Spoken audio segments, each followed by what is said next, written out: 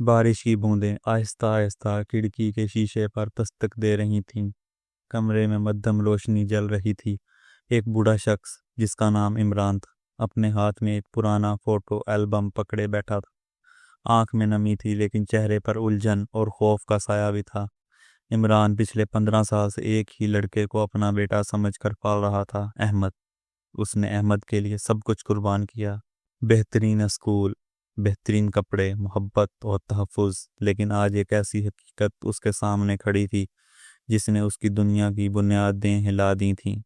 یہ سب اس دن شروع ہوا جب محلے کے ایک پرانے دوست نے عمران کے کان میں ایک جملہ کہا، بھائی یہ لڑکا تمہارا نہیں لگتا۔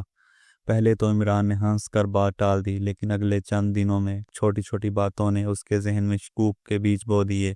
احمد کی شکل، اس کی عادات، حتیٰ کہ کچھ بات کرنے کا انداز بھی جیسے کہیں اور سے آیا ہو۔ پھر ایک دن جب عمران نے گھر کے اسٹور روم کی صفائی شروع کی، اسے ایک پرانا مٹی کا بھرا بکسہ ملا۔ بکسے میں ایک ننھی سی جرسی، کچھ پرانے خط اور ایک ٹوٹا ہوا موبائل فون تھا، اور ان چیزوں کے ساتھ ایک اسپتال کی رپورٹ جس پر لکھا تھا، patient unknown found abandoned in hospital corridor.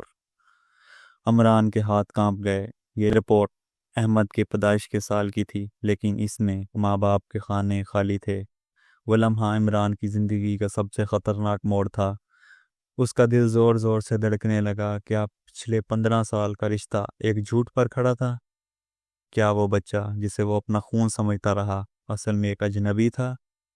کمرے کے کونے میں رکھا پرانا لینڈ لائن فون بجا۔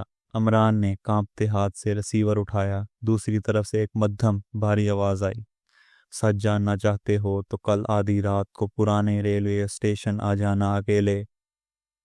اس رات عمران کو نیند نہیں آئی۔ ہر لمحہ گھڑی کی ٹک ٹک اس کے دل پر ہتھوڑے کی طرح لگ رہی تھی۔ وہ الفاظ، پرانے ریلوے اسٹیشن آ جانا، بار بار دماغ میں گونج رہے تھے۔ آدھی رات ہونے میں اب یہ گھنٹہ باقی تھا، مگر عمران کا دل پہلے ہی کسی خوفناک فیصلے کے لیے تیار ہو رہا تھا۔ وہ اپنے کمرے سے نکلا، آہستہ آہستہ چلتا ہوا احمد کے کمرے کے پاس گیا۔ دروازہ آدھا کھلا تھا۔ اندر احمد سو رہا تھا، لیکن اس کے چہرے پہ ایک عجیب سا سکون اور انجان معصومیت تھی۔ عمران نے ایک لمحے کو سوچا، کیا میں اپنے بیٹے کو کھو دینے والا ہوں، یا میں ابھی تک کسی فریب میں جی رہا ہوں؟ آخر کار وہ گھر سے نکل پڑا۔ بارش دوبارہ شروع ہو چکی تھی۔ گلیاں سنسان تھیں۔ بجلی کے کھمبوں کی مدھم روشنی میں پانی کی بوندیں چمک رہی تھیں۔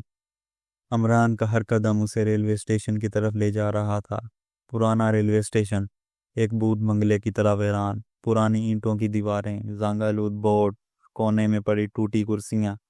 عمران نے چاروں طرف نظر دوڑائی، کوئی نظر نہیں آیا۔ پھر اچانک پرانے پلیٹ فارم کے سائے میں ایک شخص نمودار ہوا، لمبا قد، پرانا کوٹ، چہرہ ٹوپی سے چھپایا ہوا۔ اس نے آہستہ آہستہ عمران کے قریب آ کے ایک پرانی فائل اس کے ہاتھ میں تھما دی۔ عمران نے سوال کرنے کی کوشش کی، مگر وہ شخص رک کر بولا، یہ سب جان کر تمہاری زندگی کبھی ویسی نہیں رہے گی، لیکن سچ جاننا ضروری ہے۔ عمران نے فائل کھولی۔ اس کے اندر پرانی تصاویر، اسپتال کی مزید رپورٹس اور ایک بچے کی پیدائش کا ریکارڈ تھا، لیکن بچے کے والد کا خانہ خالی تھا۔ اور سب سے نیچے ایک کاغذ جس پر لکھا تھا، اس بچے کو 15 سال پہلے ایک عورت نے اسپتال کے دروازے پہ چھوڑ دیا تھا، اور وہ عورت آج بھی زندہ ہے۔ عمران کا سانس رک گیا۔ وہ عورت کون ہے اور کیوں؟ اس سے پہلے کہ عمران کچھ پوچھتا، وہ شخص اندھیرے میں غائب ہو چکا تھا۔ بارش تیز ہو چکی تھی، لیکن عمران کے ہاتھ میں پکڑی وہ فائل اس کی گرفت سے چھوٹنے کا نام نہیں لے رہی تھی۔ وہ ریلوے اسٹیشن سے تیزی سے نکلا اور سیدھا اپنی گاڑی میں بیٹھ گیا۔ اندر بیٹھتے ہی اس نے فائل کو دوبارہ کھولا، ہر کاغذ کو ایک ایک کر کے پڑھنے لگا۔ پہلی تصویر، اسپتال کا میٹرنٹی وارڈ۔ تصویر کے کونے میں تاریخ درج تھی، 15 سال پہلے، ایک دھندلی سی عورت کی جھلک جس نے چہرہ دوپٹے میں ڈانپ رکھا تھا۔ اگلا کاغذ، اسپتال کے عملے کی گواہی، یہ بچہ ہمیں رات کے وقت ملا، ایک عورت اسے اسپتال کے دروازے پر چھوڑ کر چلی گئی، کسی نے اسے جاتے ہوئے دیکھا نہیں۔ عمران کے دل کی دھڑکن تیز ہو گئی۔ وہ عورت کون تھی؟ اور پھر احمد اس کے گھر کیسے آیا؟ فائل میں اگلا صفحہ ایک پرانی رسید کا تھا، کسی پرائیویٹ انویسٹیگیٹر کی کیس کی رسید پر لکھا تھا، subject located living in Karachi name Naila Qureshi. Imran کے ہاتھ کانپنے لگے۔ نائلہ قریشی، یہ نام وہ پہچانتا تھا۔ یہ اس کی بیوی کے ماضی کا ایک ایسا باب تھا جس کے بارے میں اس نے کبھی بات نہیں کی تھی۔ اچانک عمران کے فون پر میسیج آیا، اگر سچ جاننا چاہتے ہو تو صبح 8 بجے بلو ہاؤس کیفے پہنچ جانا، نائلہ وہاں ہوگی۔ رات عمران کے لیے ختم ہونے کا نام نہیں لے رہی تھی۔ وہ صوفے پہ بیٹھا فائل کو گھورتا رہا اور ماضی کے ہر لمحے کو کھنگالنے لگا۔ اس کی یادوں میں وہ دن بھی آیا جب اس نے احمد کو پہلی بار دیکھا تھا، ایک ننھا سا بچہ جسے اسپتال سے لے کر آیا تھا۔ ڈاکٹر نے کہا تھا کہ بچہ ماں باپ سے محروم ہے اور عمران نے فوراً اسے گود لینے کا فیصلہ کر لیا تھا، لیکن اب سچ کچھ اور نکل رہا تھا۔ صبح کی روشنی کے ساتھ ہی عمران کار لے کے شہر کی مصروف سڑکوں پر نکل پڑا۔ اس کا ہر موڑ اسے قریب لا رہا تھا اس عورت کے جس کا نام اس کے دل میں خوف اور غصے کی ایک لہر پیدا کر رہا تھا۔ بلو ہاؤس کیفے کا بورڈ نظر آتے ہی عمران نے گاڑی روک دی۔ وہ اندر گیا، چاروں طرف نظر دوڑائی اور پھر ایک کونے میں بیٹھی کافی کے کپ کے ساتھ ایک درمیانی عمر کی عورت کو دیکھا، وہی چہرہ جو تصویر میں دھندلا سا نظر آ رہا تھا، نائلہ قریشی۔ عمران کے قدم آہستہ آہستہ اس کے قریب جا رہے تھے اور نائلہ کی نظریں سیدھی اس کی طرف اٹھی تھیں۔ نائلہ قریشی نے عمران کو دیکھتے ہی ہلکی سی مسکراہٹ دی، لیکن اس مسکراہٹ کے پیچھے چھپی تلخی صاف محسوس ہو رہی تھی۔ عمران اس کے سامنے کرسی پر بیٹھ گیا۔ دونوں کے درمیان چند لمحوں کی خاموشی چھا گئی۔ عمران نے سیدھے سوال سے آغاز کیا، احمد کون ہے نائلہ؟ اور تم یہ سب مجھ سے کیوں چھپاتی رہی؟ نائلہ نے کافی کا کپ میز پر رکھا اور آہستہ سے بولی، جو تم سننے جا رہے ہو وہ تمہاری پوری زندگی بدل دے گا۔ اس کی آواز میں تھکن، پچھتاوا اور خوف سب شامل تھا۔ نائلہ نے بتایا کہ وہ 15 سال پہلے وہ ایک امیر کاروباری شخص کی سیکرٹری تھی۔ اس شخص کا نام جاوید مرزا تھا۔ نائلہ کے بقول جاوید ایک خطرناک اور با اثر انسان تھا جو اپنے تعلقات کا ناجائز فائدہ اٹھاتا تھا۔ نائلہ کے ساتھ اس کا ایک ناجائز رشتہ قائم ہوا اور جب وہ حاملہ ہوئی تو جاوید نے بچے کو قبول کرنے سے صاف انکار کر دیا۔ نائلہ نے بچہ پیدا ہونے کے بعد اسپتال کے دروازے پر چھوڑ دیا تاکہ کوئی اس کی پرورش کر سکے، لیکن اس نے کبھی سوچا نہیں تھا کہ یہ بچہ ایک دن عمران کی زندگی میں آ جائے گا۔ عمران کی آنکھوں میں غصے اور صدمے کی ایک ساتھ لہر دوڑ گئی۔ تو احمد میرا بیٹا نہیں بلکہ جاوید مرزا کا بیٹا ہے؟ نائلہ نے سر جھکا لیا۔ ہاں، اور جاوید کو اس بات کا علم ہو چکا ہے کہ احمد زندہ ہے۔ وہ اسے لینے کے لیے کچھ بھی کر سکتا ہے۔ اس لمحے عمران کا خون بجا۔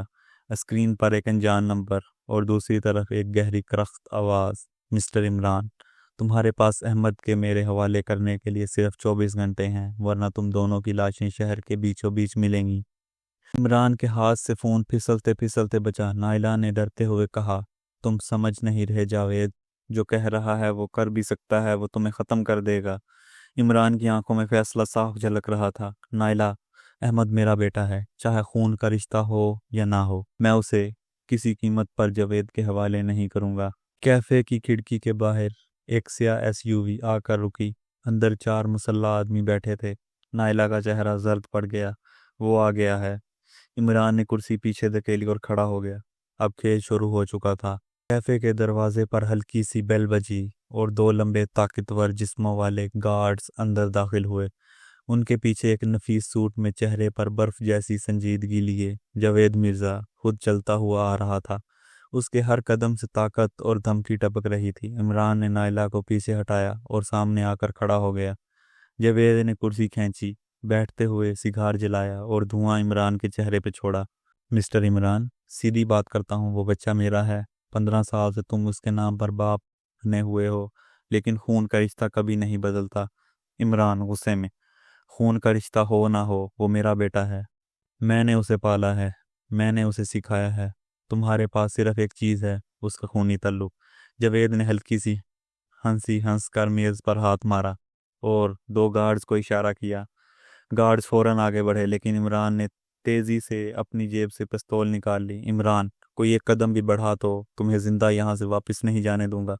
نائلہ کے ہاتھ کانپ رہے تھے، اس کے لیے یہ لمحہ فیصلہ کن تھا۔ وہ اچانک بولی، جاوید، تم احمد کو چاہتے ہو تو پہلے یہ تسلیم کرو کہ تم نے 15 سال پہلے مجھے دھوکہ دیا، میرا بچہ چھینا اور مجھے تنہا چھوڑ دیا۔ جاوید کا چہرہ سخت ہو گیا، لیکن اس نے جواب نہیں دیا۔ اسی دوران عمران کا فون وائبریٹ ہوا۔ اسکرین پر ایک پیغام آیا، تمہارا بیٹا محفوظ نہیں ہے، اگر زندہ دیکھنا چاہتے ہو تو آدھی رات کو پرانے ویئر ہاؤس آ جاؤ۔ عمران کا دل دھڑک اٹھا۔ اس کا مطلب تھا احمد پہلے ہی اغوا ہو چکا ہے۔ جاوید نے میز سے سگار کی راکھ جھاڑی اور بولا، دیکھا، کھیل اب تمہارے ہاتھ سے نکل چکا ہے، فیصلہ تم پر، یا تو میرے ساتھ آؤ یا احمد کو ہمیشہ کے لیے بھول جاؤ۔ عمران نے نائلہ کی طرف دیکھا اور پھر جاوید کی آنکھوں میں گورتے ہوئے بولا، میں آؤں گا، لیکن یاد رکھو جاوید، یہ تمہاری زندگی کی سب سے بڑی غلطی ہوگی۔ کیفے کے باہر ایس یو وی کا انجن چل پڑا اور بارش تیز ہو گئی۔ رات کے اندھیرے میں ایک ایسا کھیل شروع ہونے والا تھا جس میں جیتنے والا صرف ایک ہو سکتا تھا اور ہارنے والا سب کچھ کھو دے گا۔ رات گہری ہو چکی تھی، شہر کی روشنیاں پیچھے رہ گئی تھی اور اب عمران کی گاڑی سنسان سنتی علاقے میں داخل ہو رہی تھی۔ سڑک کے دونوں طرف پرانے زنگ آلود گودام کھڑے تھے، ہوا میں سمندر کی نمکین بو اور مشینوں کے زنگ کی بدبو شامل تھی۔ جاوید کی کار پہلے سے وہاں موجود تھی، وہ سائے میں کھڑا تھا، ہاتھ میں پستول، آنکھوں میں عجیب سا اطمینان۔ عمران تلخی سے، کہاں ہے میرا بیٹا؟ جاوید مسکرایا، جیسے سب کچھ پہلے سے طے ہو، تیرا بیٹا یا میرا؟ احمد کو جس نے پالا وہی اس کا باپ ہے، اور پچھلے 15 سال میں وہ کام میں نے کیا، نہ کہ تو نے۔ عمران کا خون کھول اٹھا، تم نے صرف ایک بچہ چرایا تھا اور مجھے اس کی زندگی سے کاٹ دیا۔ اسی دوران ایک دھات کا بڑا دروازہ چرچراتے ہوئے کھلا۔ اندر نیم تاریک گودام میں ایک کرسی بندھی ہوئی نظر آئی۔ کرسی پر احمد بیٹھا تھا، ہاتھ باندھے ہوئے، منہ پر کپڑا، اس کی آنکھیں خوف اور حیرت میں پھیلی ہوئی تھیں۔ عمران نے قدم بڑھائے تو پیچھے سے ہتھیاروں کی کھنک سنائی دی۔ 4 نقاب پوش آدمی سائے سے نکلے، ان کے ہاتھ میں آٹومیٹک گنز تھیں۔ وید نے سرد لہجے میں کہا، ایک سودا ہے، تو اپنی تمام جائیداد، بزنس اور گھر کے کاغذات میرے حوالے کر دے اور احمد کو لے جا۔ عمران کا دل دک سے رہ گیا، یہ صرف ذاتی انتقام نہیں تھا، یہ مکمل قبضے کی سازش تھی۔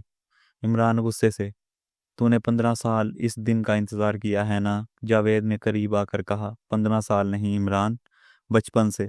یاد ہے بچپن میں تیرے باپ نے میرے باپ کو کاروبار سے نکال دیا تھا؟ تب سے میں نے قسم کھائی تھی کہ سب کچھ لے لوں گا، یہاں تک کہ تیرا وارث بھی۔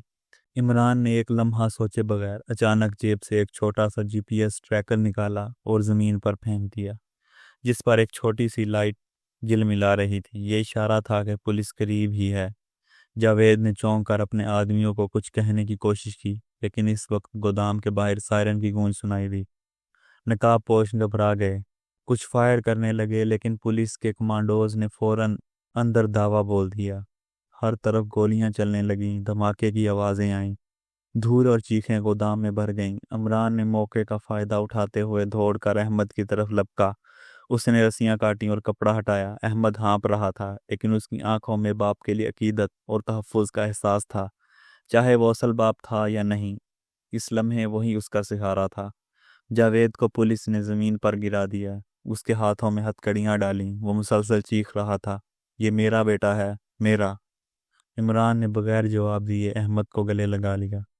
باہر جاتے ہوئے اس نے صرف ایک بار پیچھے مڑ کر دیکھا اور جاوید کی آنکھوں میں وہ شکست دیکھی جو 15 سال کے انتقام کے بعد بھی کبھی مطمئن نہیں ہو سکی۔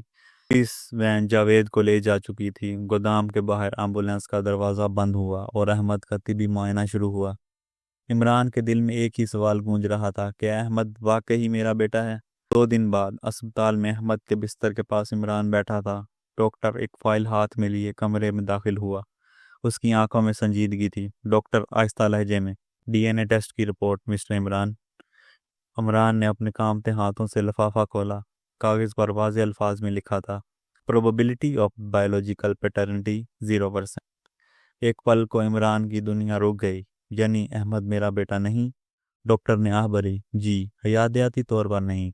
احمد نے یہ بات سن لی تھی۔ اس کے چہرے پر حیرت، دکھ اور خوف ایک ساتھ ابھر آئے۔ تو میں کس کا بیٹا ہوں؟ عمران خاموش رہا، لیکن اس کی آنکھوں میں آنسو آ گئے۔ بیٹا، میں نہیں جانتا تمہارا اصل باپ کون ہے، اور شاید کبھی نہ جان پاؤں، لیکن ایک بات جان لو، تم میرے لیے پچھلے 15 سال سے بیٹے ہو اور ہمیشہ رہو گے۔ احمد کی آنکھوں میں نمی آ گئی۔ اس نے عمران کا ہاتھ مضبوطی سے پکڑ لیا۔ میرے لیے بھی، آپ ہی میرے ابو ہیں۔